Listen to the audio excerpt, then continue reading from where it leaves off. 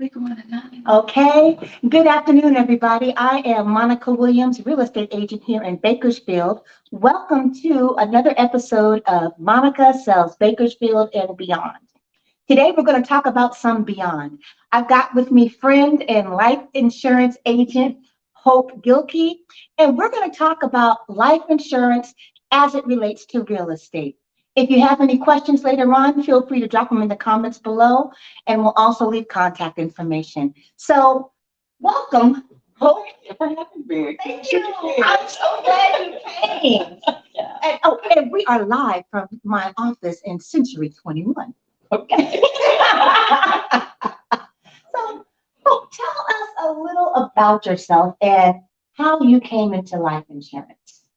I will tell you honestly, I always enjoy those wow moments for people. I always enjoy when people hear information that they didn't know that they could take advantage of. And so I remember it was a friend of mine who's a life insurance professional. She began to share information with me about what she was doing. And I quickly began to understand that, life insurance is not just about the practical uses of it, right? The end of lifetime. And I began to see how I can make other families aware, particularly African American families, aware of how we can use life insurance to our benefit. So I figure it's my duty to bring awareness to families out there and just help them to understand and at least help them, give them the tools that they would need to see how life insurance could benefit them in an advantageous way. Okay, I like that. So, something you said, life insurance more than what I heard from the death benefit. Yes. Can you explain to us a couple of ways how life insurance is more than just a death benefit? Absolutely. I talk a lot about generational wealth, especially to some of our younger generation. But I talk a lot about generational wealth because, I find that with each generation, I think that we just kind of move further and further away from the ball, right? And so not because we want to, but a lot of times because we just didn't have the information. Life insurance, when I talk to people, I sit down with them and I start going through, like how much life insurance do you need, right? And usually it's more than just a $25,000 or a $50,000 policy, right? I explain to them how you can have a life insurance policy. You have a beneficiary. You have X amount of dollars that you leave behind. If you have enough money that you leave behind for that next generation, they can take some of that money, they can invest some of that money, like in an IRA or a mutual fund, a self-directed IRA. There's interest that accrues off of that. And even another home. And even Cash. Because wealth actually comes from either you have to leave behind money, you need to leave behind real estate, or you need to leave behind a business, right? And you're in real estate. Right. So if you are leaving enough cash value behind for one generation to make moves to do some things with that, like I said, they can invest in those types of funds or real estate or whatever that is, then you can leave those things now to the next generation and then on to the next generation. That makes a lot of sense. That makes a lot of sense. Okay. Exactly. All right. So then, as we're going to real estate, I understand how, and actually, I've been in the insurance business for quite a while. Okay. Yes, you are. Yes, you are. Well, but when we talk about life insurance as it relates to real estate, I don't know if the viewers really understand. Like, okay, I understand the death benefit, I understand about leaving behind, Right. and I understand about homeowners insurance because I have that. Yes, I right. got to pay that mortgage and I have that too. Okay. Exactly. But why do I want life insurance? Well, a lot of times when you purchase a home, you're probably going to start getting all these mailers in the mail that's going to start talking to you about mortgage protection. And it is a way so that in case the unexpected happens to you, that your mortgage is paid off. The problem with that I see is that the beneficiary of that is the lender. Yeah, it's the lender. So there's no flexibility in that. If you purchase a life insurance, and let me just back up, because what that mortgage protection is, it is a term life policy. And so if you have, say, a 30-year mortgage, You purchase that policy. They have what they call it's a depreciate or a decreasing policy. So meaning over the years, as you continue to make those payments, as the payment goes down, that goes down, but the monthly payment stays the same. Oh, Yes. So you might start out with, a $300,000, but then you end up with zero, but now you're still paying just until you make that last payment on your mortgage, right? If you purchase a life insurance policy, that brings so much more value. I always sit down with people and families and I go through like a strategic plan. I start talking about what is your debt. That includes your mortgage. That can include student loans. It can include anything that you have that needs to be paid off if something were to happen to you. So you take a look at that. We start talking about their income, how much money we need to leave behind. You want to include that. And this is all in determining how much life insurance that you need. So if you purchase the life insurance, it does double duty. If something were to happen to you, you have enough money in that life insurance policy to take care of that mortgage, but you also leave money to your family so that they could actually maybe even jumpstart for the future. Again, that generational wealth. so what I hear then is the mortgage protection, that's for the bank. The bank. And Right. they control that. They control that. The life insurance, you own it and you control it. You would get enough to take into account because you worked hard for that house and you want your family, if something were to happen to you before the house is paid off. Exactly. That money can be used by the family to keep the house or pay the taxes, because I understand that's why a lot of families have to sell their house or the house they inherited because they can't afford the taxes. Is that what you've heard as well? Yeah, I've had those things too. I've heard those things too.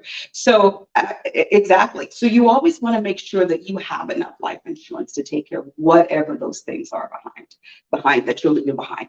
I look at life insurance. I always say life insurance is like buying money. Okay. I like that. Tell us more. Life insurance is like buying money. The return on your investment for how much you will pay on an annual basis and for over the period of time that you will have life insurance, particularly if you have a high value life insurance policy, is not going to equate to the amount that you're actually going to get. So the return on what you're going to get paid out for your family is far exceeds the amount that you will pay over the life of that policy. That makes sense, because I know a lot of people that I've talked to in my old time experience. A lot of times they equate life insurance with a mortgage. If I buy a $400,000 home, yes, I'm going to be paying a couple $1,000s a month.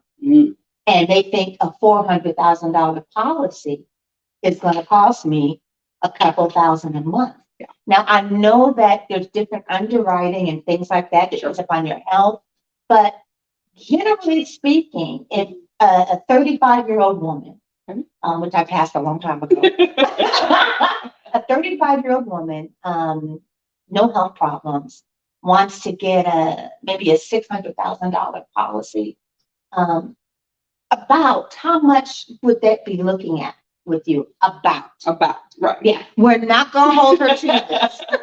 Right. Well, and it depends on a lot of different factors, right? Because there's all kinds of different questions. But relatively, if you're pretty healthy, if you're 35, it might cost you a little over $100. Wow. For that policy, if you're 35 years old. Because there's different types of life insurance policies. So obviously, if you are getting a policy and you want to make sure that you have enough, particularly to cover your mortgage, right? We have two different types of life insurance. There's term life insurance, which is usually kind of the easiest type of policy to get, right? It's cheaper. And especially if you have high debt, that would probably be the type of life insurance that you would look for. Because debt is going to go away. Because the debt is going to go away eventually. So over the process of time, things will change, right? And then you also have those permanent policies that are out there. And so, and we can talk a little bit more about that a little bit later on. So about the differences between the two. So, but to answer your question, roughly around that amount of money. Life insurance is not always as expensive as people think it is. Right. And I think a lot of people steer away from it because they don't understand it. It's like the fear. It's that thing that either I don't want to talk about or I just don't really understand it. And so I don't engage in the conversation. Right. I know sometimes a lot of the agents that I talk to would say that people are like, I don't want to talk about life because I have to talk about death. Yes. And the thing that we would talk about is like, well, you have to get auto insurance, yes or yes. Yes, okay. And you get auto insurance, you talk about that, right? And you don't expect an accident to happen as soon as you walk out the door. Exactly. But the thing is, right, that you have that conversation, you get the insurance, and if Something something happens, your family's covered. Exactly. Right, okay. Exactly. Your thoughts? And that's really exactly what life insurance is about. It is about protecting that risk, right? It's about protecting the risk of life, the risk of accidents or any of those kind of things. And normally when I sit down with families, I get it. I understand. Nobody wants to have that conversation, right? I mean, I'm a life insurance professional. I don't want to sit around and have that type of a life insurance. But ways that I present it to families is that the operative word in life insurance is life. Let's talk about the living. Because what we want to do is we want to make sure that those that you leave behind that continue to live on, that they are able to live the lifestyle that they continue to have, or maybe even it could be a better lifestyle. And one other thing, don't think that life insurance or the beneficiaries have to be your families. There are some people that want to leave money to organizations. Yeah, I don't know about all that. But you know what? But there are certain charities out there that are very important to people, right? There are certain. Okay. And she muted one of those phones. Girl, One of them. She did that 2 or 3. Oh my goodness. That's all right. We all do that, right? Yeah. Well, I hope you guys are getting something out of this. We're just going to let her turn it off. Okay. And then we're going to continue. There we go. And which leads into the conversation. Maybe you talked about the different types of insurance. Right. So you know what? Hold that thought. Okay. Let's go back. You said life, and you started with living. Well, you're going to do the acronym, or no, I don't. I'm just talking about having the conversation. That is really to ease that fear with people, right? So usually when I sit down with people, I start talking to them about what do you want for your family. I help to make them feel comfortable. Usually people are talking about their families and talking about things that are important to them. It kind of eases that. And so we don't sit there and we're not talking about that. We're talking about your family. What do you want for them? You know, what's important to you with them? And that's how we ease into that conversation. And then we start outlining some things. And I always ask people the question, if you had money, how much money would you like to leave your family? Wow. And usually they'll throw something out there to me. And I said, okay, so what if we have a conversation about you leaving back either that amount of money or whatever money is most affordable to you, to your family, and I can show you how to do that. I like that. Yeah. So that's the conversation. Okay. Yeah. Generally speaking, there's that word again. Generally speaking, how long will an appointment take with you? I can usually, I'm pretty thorough. I like to get to know the people that I'm talking with. I love for them to ask questions because I always believe that I need to, one, be the best form of information for them. But I want them, when they walk out, to know exactly what they're walking out with. So you can expect to sit down with me at least on a minimum of an hour. Okay. I've had some appointments that have gone a little bit longer, and people didn't mind that because we're having some conversation, because it's always important. You want to make sure that you know what you're getting.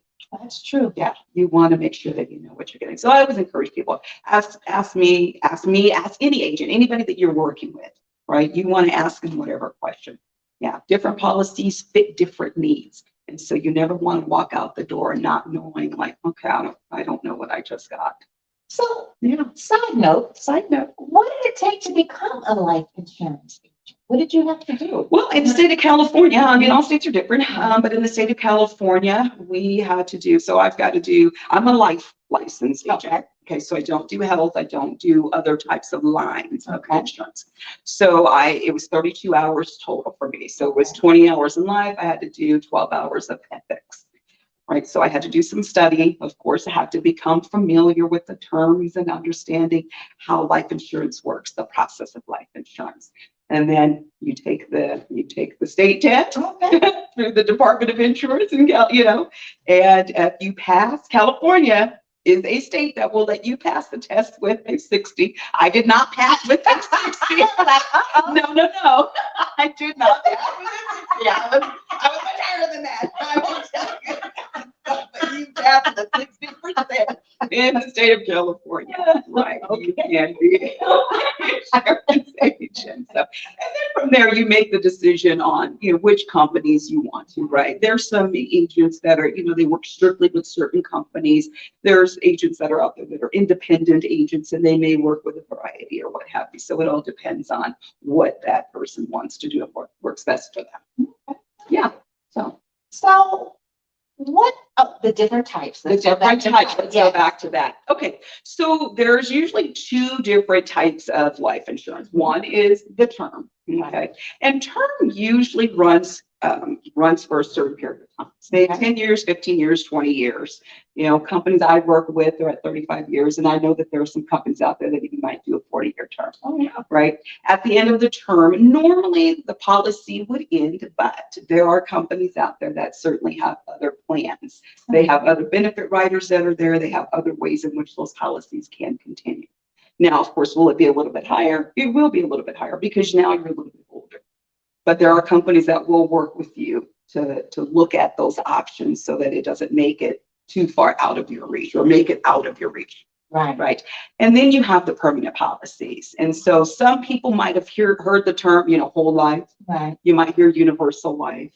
You might hear index universal, which IULs, right. That's a big thing that's out there now, variables. And all of those have different functions. Too much to explain right now. But they have different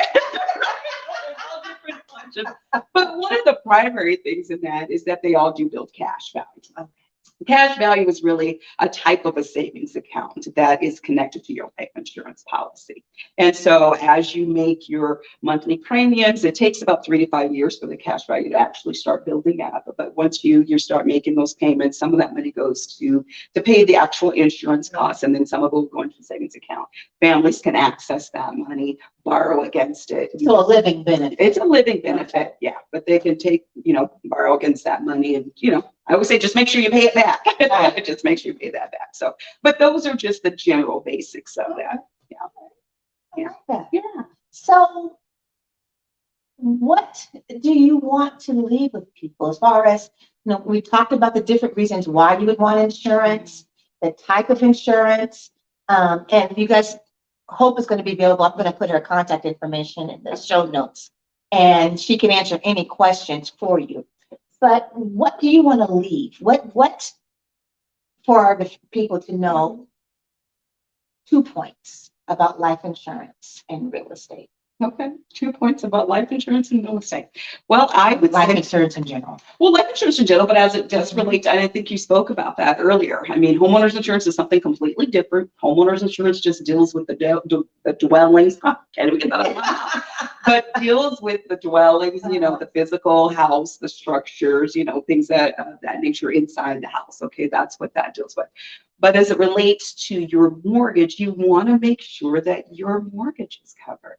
I mean, we don't spend money. People don't, the American public does not spend money on a home in order for that home to, to just kind of be out there or to lose that home. You purchase a home because you have a family. You purchase a home because, you either want to leave something to your children, right? Pass that down. And so you want to make sure that that's taken care of. And life insurance is a better way, a better option than the mortgage protection of doing that. And different things.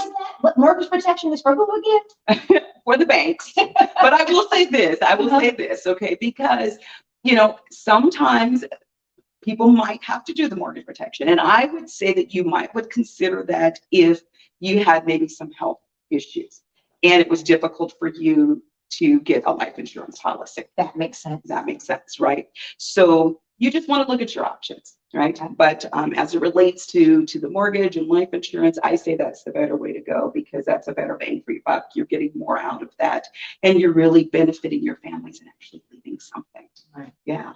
Okay. Yeah. So, but I will tell you this, there's a couple of points that I do want to make. Right. I know that we talked about this a little bit earlier. And so there were some 3 points that you had asked me about. And so glad she remembered. Yeah. So, but I want to point this out. And again, I say, make sure that you know what you have. Right. Ask questions. Talk to that person. to know exactly what these things mean in the policy. That's one of the things. The second thing that I always tell people is that don't wait too long. Okay, don't wait too long. And again, a lot of people will do that because of fear or just because they just don't have the knowledge or somebody has just maybe never approached them with that type of a conversation.